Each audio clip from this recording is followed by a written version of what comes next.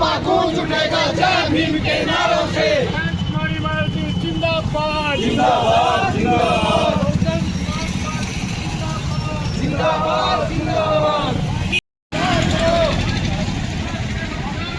गिरफ्तार करो गिरफ्तार करो। सुनी बहरी सरकार को एक धक्का मार दो। चप्पा चप्पा गूंज उठेगा जय भीम के नारों से। जिंदाबाद जिंदाबाद।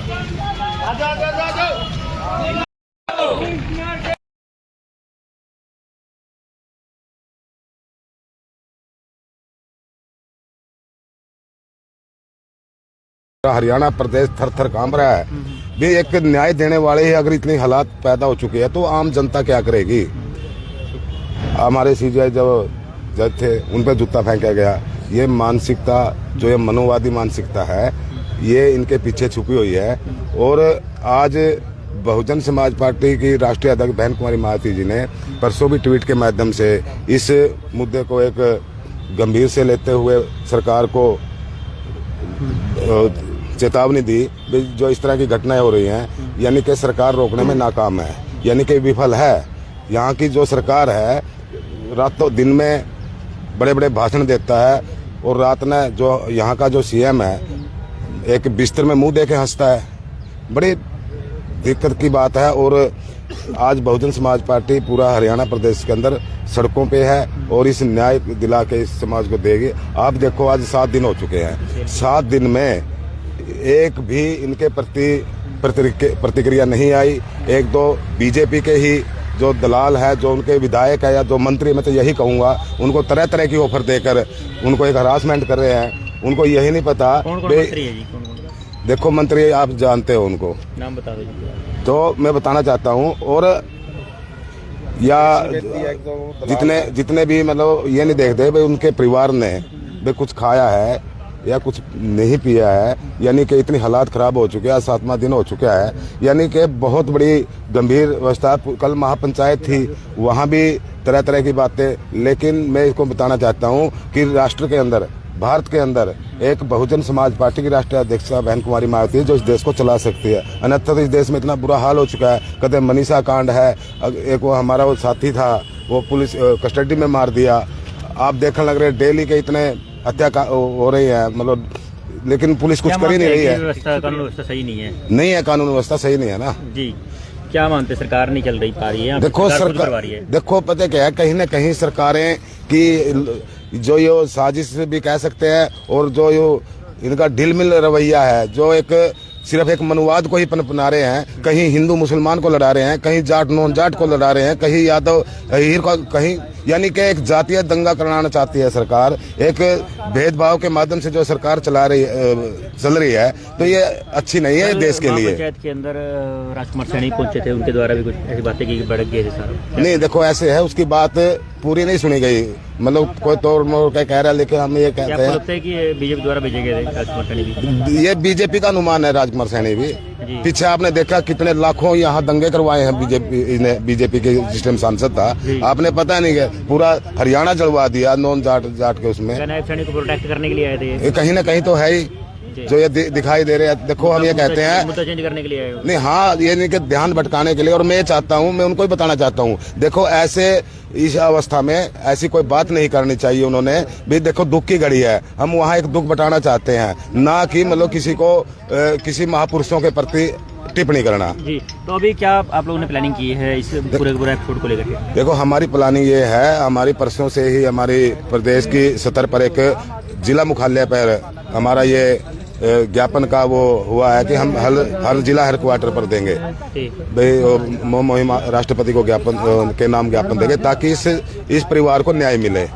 तो सबसे पहले तो आपके चैनल के सभी दर्शकों को का स्वागत और आपका भी पत्रकार साथी बंधुओं का धन्यवाद। जैसा कि मेरे से पहले हमारे प्रदेश प्रभारी ने विस्तार से बताया भी है, आज का जो हमारा प्रदर्शन है वो हमारे जो वरिष्ठ आईपीएस अधिकारी का जो पूरे प्रदेश के अंदर देश के अंदर जो मामला चला हुआ है उसको उसके परिवार को और उसको न्याय देने में वर्तमान सरकार फैल रही है। जी बिल्कुल पूरी तरह से। और प्रदेश के अंदर लॉ एंड ऑर्डर की जो स्थिति है उसका दिवालिया निकल चुका है। जी और कहीं ना कहीं आप इसको सरकार की तरफ से ही इसकी अनदेखी हो रही है मामले की, और पूरे देश के अंदर, प्रदेश के अंदर एक षड्यंत्र के तहत इस मामले को भटकाया जा रहा है। कहीं धार्मिक उन्माद और जातिवाद उन्माद के रूप में इसको फैलाने की कोशिश की जा रही है, तो जो बहुत ही गलत है। पार्टी क्या करेगी अब आगे के लिए अगर सरकार बातों को नहीं मानती या प्रशासन जो है अनदेखी करता है? देखो, जब जैसे ही ये मामला हुआ उसके अगले ही दिन हमारे बहुजन समाज पार्टी की नेतृत्व प्रदेश टीम वहाँ पहुंची थी, शोक व्याप्त करने, और चंडीगढ़ मुख्यालय, पुलिस मुख्यालय भी पहुंची थी। आदरणीय बहन जी के दिशा निर्देश पर पीड़ित परिवार को न्याय दिलाने के लिए वह कोई दोषी बख्शा ना जाए और निर्दोष को सजा न मिले, हमारी यही डिमांड है इसमें। और बहन जी का यही आदेश है। आज पूरे प्रदेश के अंदर जिला स्तर पर ये विरोध प्रदर्शन है। राष्ट्रपति महामहिम के नाम ज्ञापन उपायुक्त के माध्यम से हम सौंपेंगे, और हमारी डिमांड है कि पीड़ित परिवार को न्याय मिले, और दोषी चाहे कोई भी कितना ही ऊंचे पद पे हो उसको तुरंत रूप से गिरफ्तार किया जाए। कि कितना भी शक्तिशाली हो कोई भी गिरफ्तार करेंगे। ये लेकिन करने में और कहने में फर्क होता है, कथनी में और करनी में फर्क है। मुख्यमंत्री की आज तक वो शुरू के दिन से कह रहा है, लेकिन किया आज तक, आज 5 दिन से ज्यादा हो गए हैं, डेड बॉडी का पोस्टमार्टम नहीं हो पाया, और अभी तक अंतिम संस्कार नहीं कर पाए। कौन नहीं चाहेगा कि अगर किसी के घर डेथ होती है तो ये अंतिम संस्कार न हो पाए। उनके अंदर कोई न कोई दुख है। तो उनकी बातें कैसे मानते हैं कि इतने बड़े लेवल के अफसर के साथ अन्याय हो रहा है, तो आम आदमी की क्या स्थिति होगी? बिल्कुल आपका कहना सही है। ये एक क्या है कि इससे सरकार की भी और जो प्रशासन है उसकी जातिवादी मानसिकता निकल कर आई है।